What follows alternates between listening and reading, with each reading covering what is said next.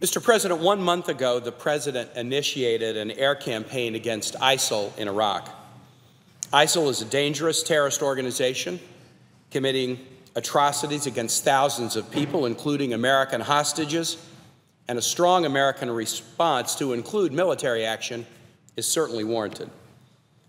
In the first month of the air campaign, 2 explanations for the mission were given by the President. We began with a mission for a humanitarian purpose and also the need to protect American embassy personnel. Since that time, the White House has stated that the airstrikes may go on for some open-ended period of time. Despite a pledge not to place American boots on the ground, more American military personnel have been deployed to Iraq as advisors and are on the ground there now.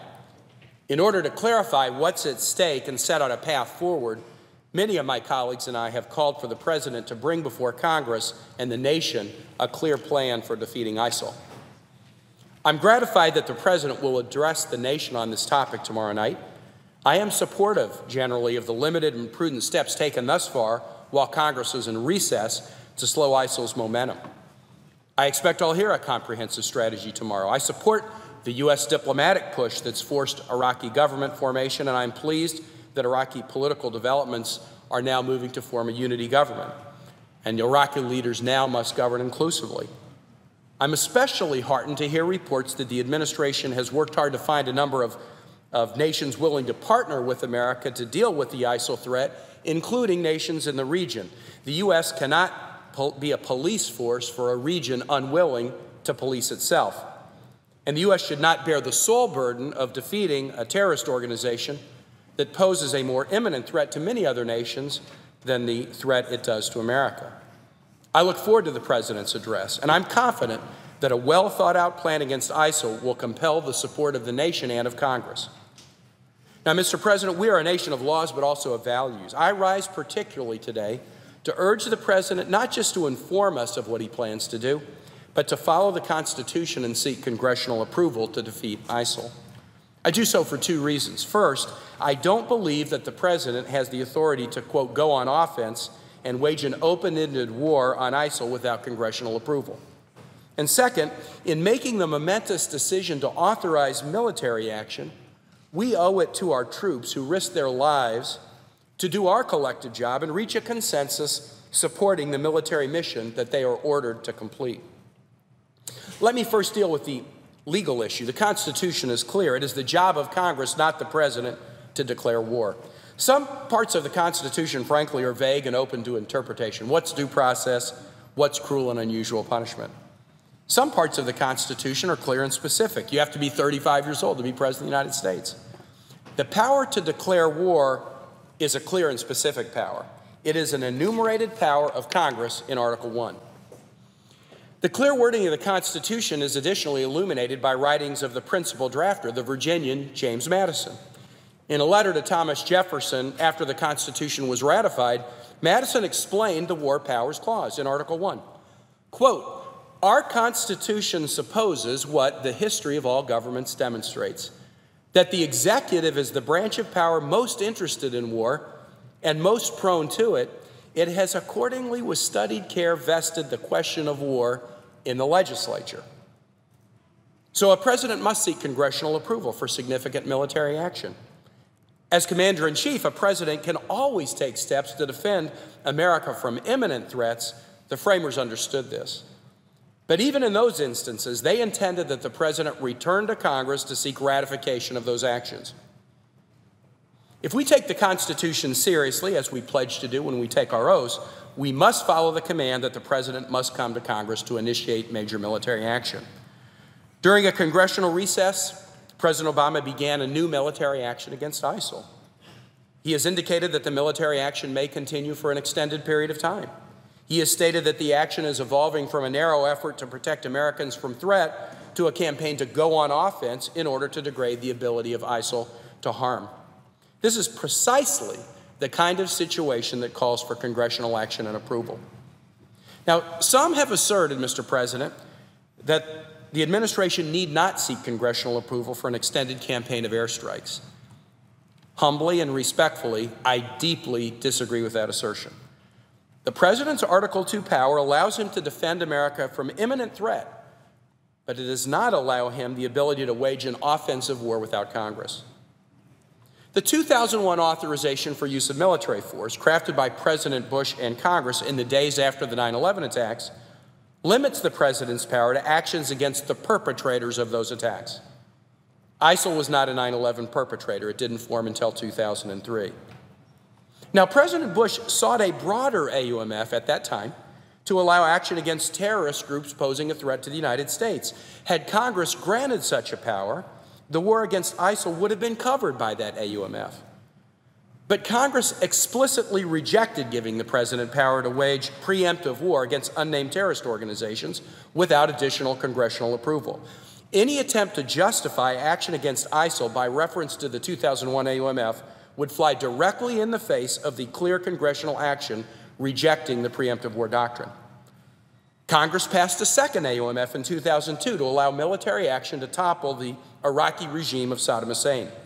That task was completed long ago. American troops left Iraq in 2011, and the administration has testified recently before the Senate that this AUMF is now obsolete and should be repealed. It provides no support for military action against ISIL. There is no treaty of collective defense ratified by Congress that would justify the President commencing military action against ISIL. The Iraqi government has asked for our help, which solves international law sovereignty questions, but that request does not create its own domestic legal justification. And finally, the 1973 War Powers Resolution creates a set of timing rules for presidential action and congressional response in matters of war. The resolution has been widely viewed as unconstitutional for a variety of reasons, but even accepting its validity, and the President, like most, almost certainly does not accept its 60-day limitation on his Article 2 powers, it does not change the basic constitutional framework vesting the declaration of war in the legislative branch. I believe that a reluctance to engage Congress on this mission against ISIL is less due to any legal analysis supporting broad executive power than to a general attitude held by all presidents that coming to Congress on a question like this is too cumbersome and unpredictable. And that attitude is shared on the Hill by some who view questions of military action, especially in a difficult circumstance like this, as politically explosive and best avoided if at all possible. I urge the President and my colleagues to resist the understandable temptation to cut corners on this process. There is no more important business done in the halls of Congress than weighing whether to take military action and send service members into harm's way. If we have learned nothing else in the last 13 years, we should have certainly learned that. Coming to Congress is challenging, but the framers designed it to be, and we all pledge to serve in a government known for particular checks and balances between the branches of government. Remember, in the days after 9/11, whose anniversary we commemorate this week, President Bush brought to Congress a request for military action. The ruins of the Pentagon and the World Trade Center were still smoking, and the search for the lost was still ongoing. Certainly, the American public would have supported the President's strong and immediate executive action in that circumstance, but President Bush knew that the nation would be stronger if he came to Congress to seek authority. Similarly, President Bush came to Congress prior to initiating military action in Iraq. So many painful lessons were learned in the aftermath of that authorization, but it is important to remember that it was not unilateral executive decision, but Congress was included and voted to support the mission. I believe it would be a grievous mistake after 13 years of war to evolve toward a new strategy of taking prolonged military action without bothering to seek congressional approval. And I particularly worry about the precedent it would create for future presidents to assert that they have the unilateral right to engage in long-term military action without the full participation of the people's legislative branch. As President Obama said last year when announcing that he would come to Congress to seek military authorization to combat use of chemical weapons in Syria, quote, "This is not about who occupies the office at any given time. It is about who we are as a country. I believe the people's representatives must be invested in what America does abroad." Mr. President, I focus my remarks on the legal reasons for the President to engage Congress on any plan to defeat ISIL. Let me conclude by offering an additional reason, even a more important reason, about why the President and Congress should work together to craft a suitable mission for this important effort. When we engage in military action, even only an air campaign, we ask our troops to risk their lives and their health, physical and mental. Of course, we pray for their complete safety and success, but let's be realistic enough to acknowledge that some may die or be injured or be captured or see these things happen to their comrades in arms. Even those who come home physically safe may see or do things in war that will affect them for the rest of their lives. The long lines of people waiting for VA appointments today or hoping to have their VA disability benefit claims adjudicated are proof of this.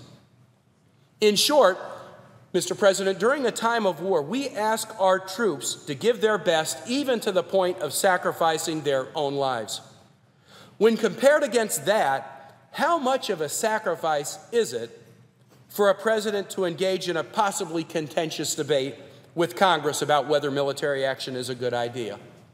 How much of a sacrifice is it for a member of Congress to debate and vote about whether military action is a good idea?